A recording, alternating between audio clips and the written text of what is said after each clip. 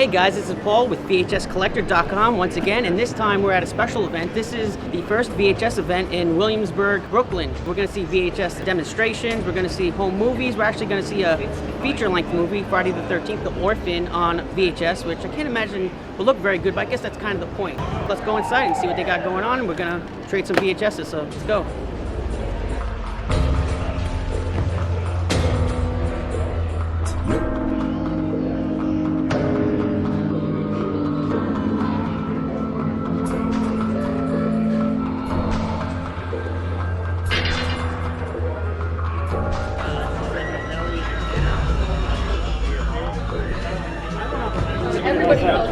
It's like a kind of blaxploitation, home invasion movie. I think it is on DVD. Somebody put it out. I'll trade you something for that Nightmare Circus, man. Yeah, all right. Circus on that. All right, where's your stuff? My stuff is right next to Frankie over there. Rob, this is Josh. Josh and Johnson. Josh and John from Lunch Meat, and Rob from Wild Eye, and this is Horror Moves. Check this out. Be my guest. Anything you want. Horror Moves. I'll tell you. That was size of God. How many shows you got a brew? Yeah.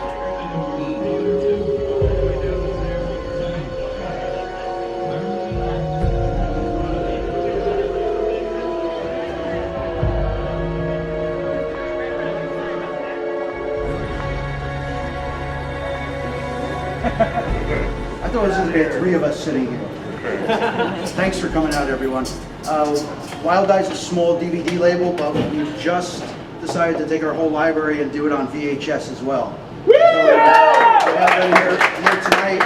They'll be part of prizes later on to get them. Check us out at wildeyedvd.com and see what we do. I'm going to go into, we've got Lunch Meat Magazine, a VHS magazine. See them at the end. We've got the Horror Boobs here.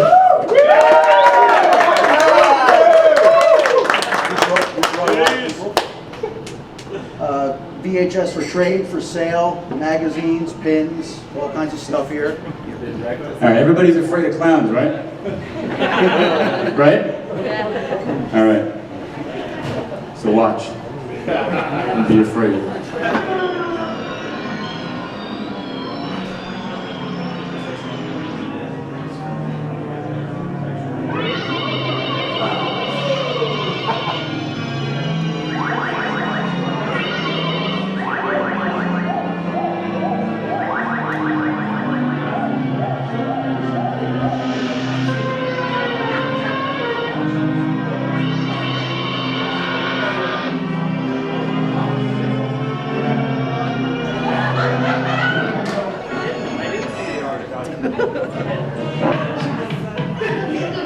She killed Harry. Quick, smell.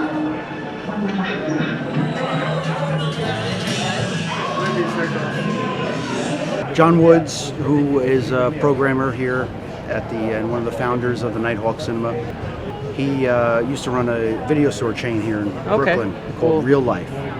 And he's originally from New Jersey, and I used to visit a store that he worked at, and we were both tape heads. And then he came out here and opened his chain of stores that were a huge success.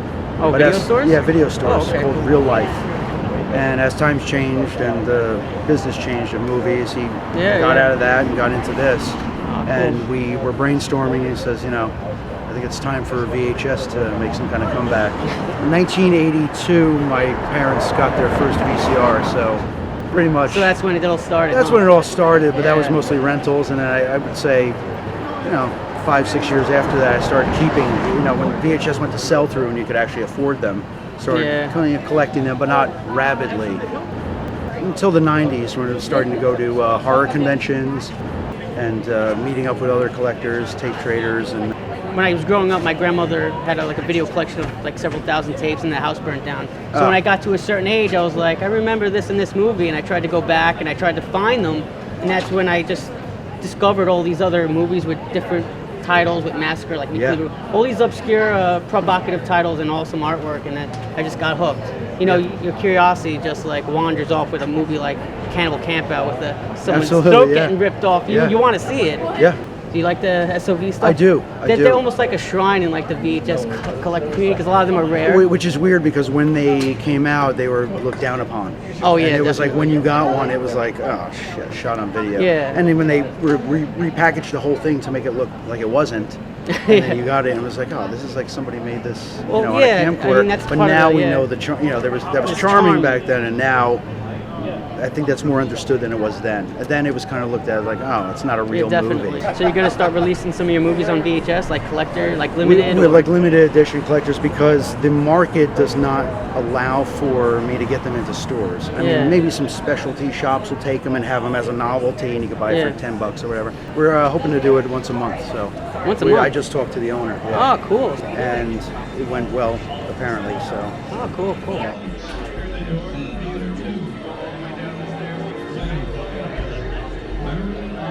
We have Josh from Lunch Meat and Rob from Wildlife. Come on over. We're going to do a little VCR demonstration for you. How's With everybody doing? the actual table of lunch meat. Hey, how's everybody doing? Cool. All right. Yeah, good having you. I just want to start by saying I want to thank Rob, I want to thank John for doing this. I think this is such a rad thing that's going on here. I'm just glad to be here.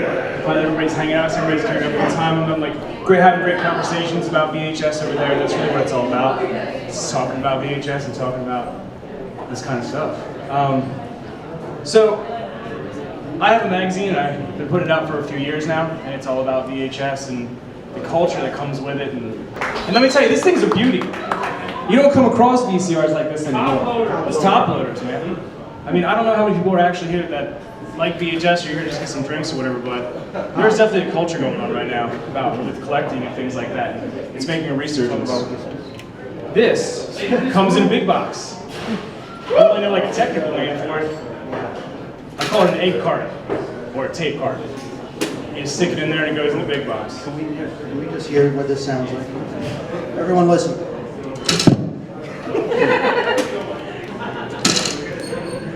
I don't know if you can hear it, but it's great. You should come up and look at it because this thing is a piece of history. And it's monstrous. It's like a machine. Pressing play. Yeah. You can't see a thing, Rob. You can't see anything up there. Now everyone can see it.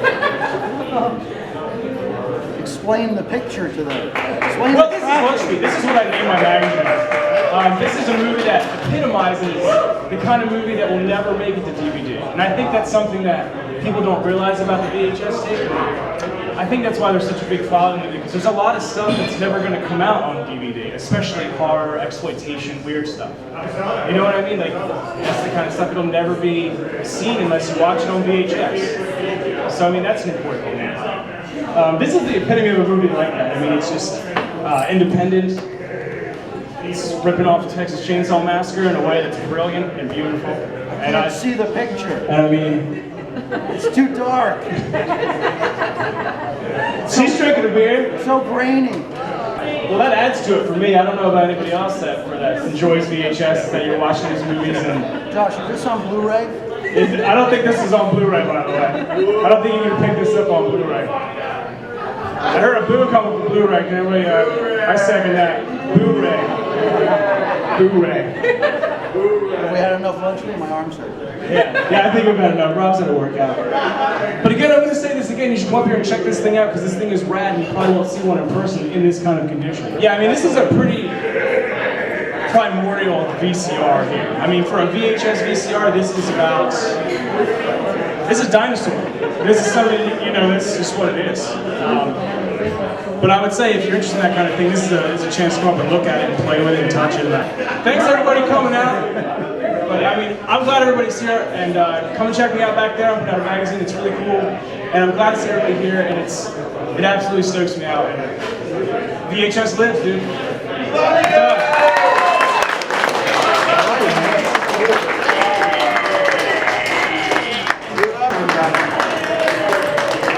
All right, thank you everybody for coming out tonight. Destroy All VHS. That's right, Nitehawk Cinema, Wild Eye, Horror Boobs, and Lunch Meat Magazine all thanks you for coming out tonight. We're going to play a little game tonight called Name That Boob. It's kind of like a TV show you might have seen called Name That Tune, where I'm going to pick contestants I'm going to pick drunks from the crowd. Chai will pick some contestants from the crowd that will wager in how many seconds you can name the movie based off the boob scene. It's a little game we call Name That Boob! Alright, Chai, get us two contestants. Alright, who wants to play? Anybody playing? Mr. Animal wants to play over here. Who else wants to play? Anybody else want to play? What's your name and where are you from? Andy Animal from New York State. Andy Animal from New York State. Thank you for coming out and playing Name That Boob. Daddy Longleg from St. Louis, Missouri. Daddy Longleg from something he blurred, couldn't really hear. Alright, St. Louis, yes. Okay guys, the first clip is 22 seconds long. Contestant 1, in how many seconds do you think you can name the movie based off that boob scene? I give it a good 9. 9 seconds, Daddy Longlegs, can you do better than 9? It depends how long it takes me to jerk off. 4 seconds. Is that 4 seconds? Can you do better than 4 seconds? Come on! 4 seconds. I don't know, I jerked off earlier today, so it might be hard. Do you want to try 3 seconds or do you want to give it up to Daddy Longlegs for a shot? I don't get how this game works. Just play the fucking movie. Alright, 3 seconds this man has to name that boob. We're going to press play and then count to 3, stop it, and give you a shot to name that boob. Alright, Jeff, are we ready? Where's that phone, man? Roll the clip.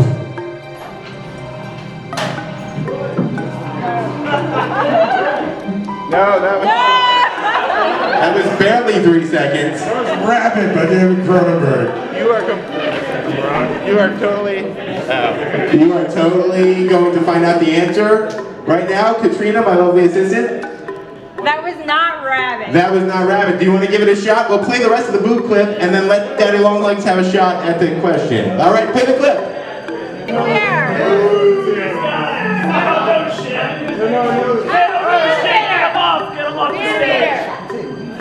All right, Daddy Longlegs, can you name that boob? Is it Reanimator? Is it Reanimator? It is Reanimator! Give this man a prize. And give Andy Animal a prize too, even though he's a loser. Everyone's a winner on Horror Boobs. Paul from Slasher Index soon to be VHScollector.com, is that correct? Sean, we're get in here, Sean. VHScollector.com. Come on. Paul's gonna give it a I got shot. one more. I got Sean from the Eye Horror. Oh, and we got, this is a battle of people that are Sean, get in there. in the entertainment industry. Sean from Nitehawk Cinema and Paul from Slasher Index soon to be CollectorVHS.com. VHScollector.com. I got it right the first time. Alright, this is a hard one, guys. The clip runs for 9 seconds. Paul, and how many seconds can you name that boob? 6 seconds, Paul said. Sean. 5. Paul. 4 seconds. Wait, more? 4. Can you do better than that, Sean? Come on, Sean. Come on, represent for the Eye Horror. 3. 1, 2, 3. Sean, do you know the movie? Frankenhooker. Katrina. Frankenhooker! Sean. Now we're going to settle down with the feature for the night, which is The Orphan. So food, drink, enjoy the film, guys. Thank you.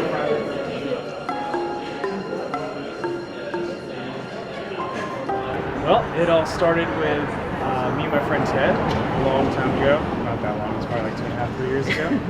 And we worked at a company called Relapse Records. You guys might be familiar with it. We talked about VHS tapes that, you know, like we have all these movies on VHS tape, and what started to circle around us is that we realized that a lot of this stuff wasn't on DVD, and we were like, hell yeah, man, well this is why I collect VHS tapes, is because this isn't on DVD, it'll probably never get there. So we both like to write, we both like to talk about it, and we both like to be around, or be conducive to being around people that really like this kind of stuff.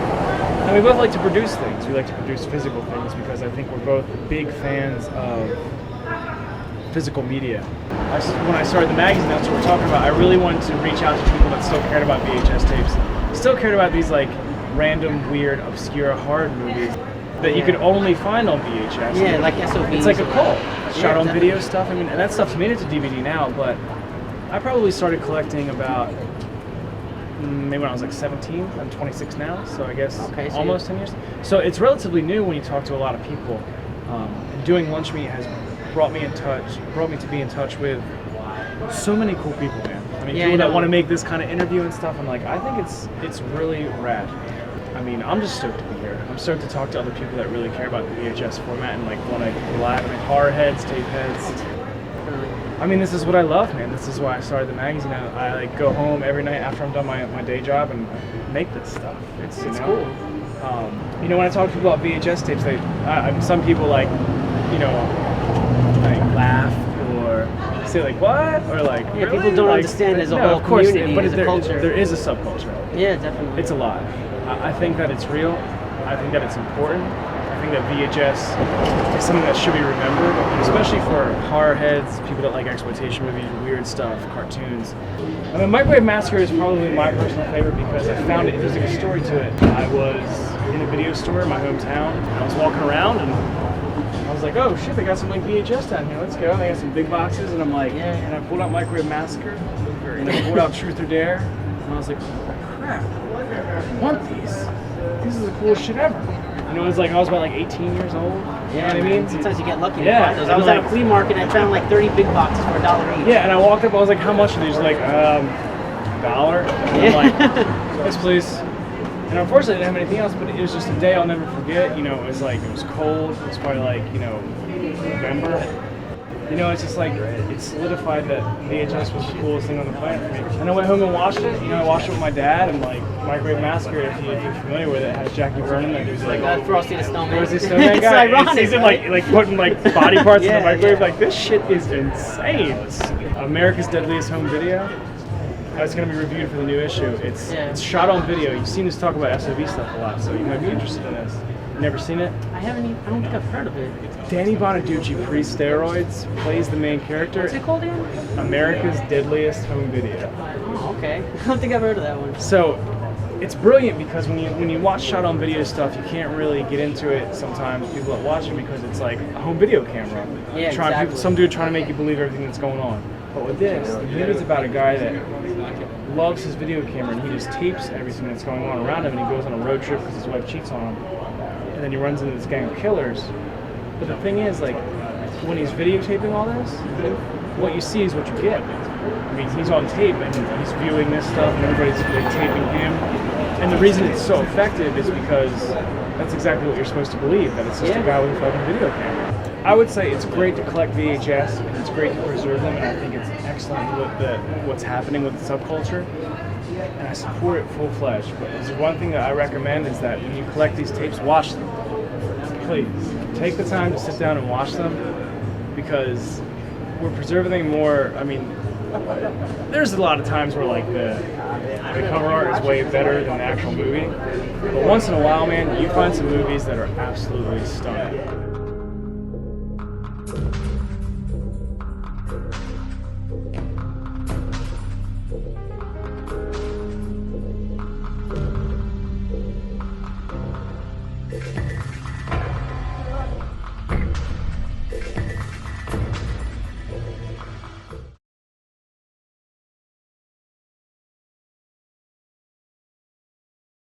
Oh, can we do plugs? Here, we'll plug the thing then. Dude, you guys, like, here, big ass fucking, like, telephone book.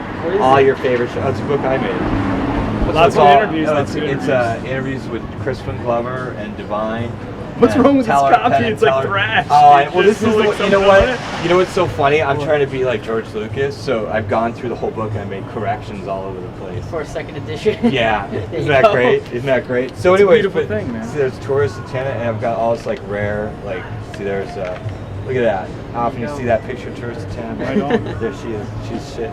So anyways, and then rare Divine pictures. So no, it's totally fun, but it's like just kind of like Right on, man. living your life, having a good time. You put it all together one day, like you make a documentary, get together with your buddies, and then like you make a thing, and then people write you letters.